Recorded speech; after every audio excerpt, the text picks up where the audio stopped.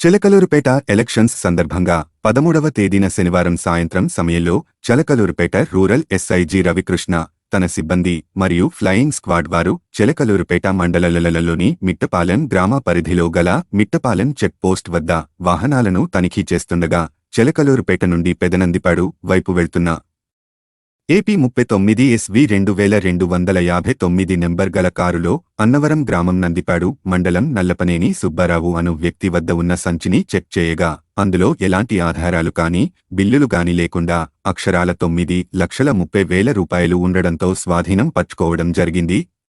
మార్పు కోసం మనం సైతం media bus Telugu news channel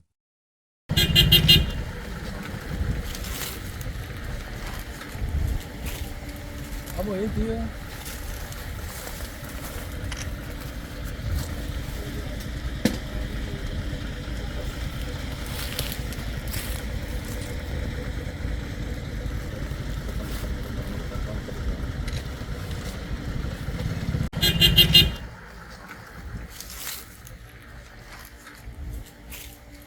Vamos aí, tío.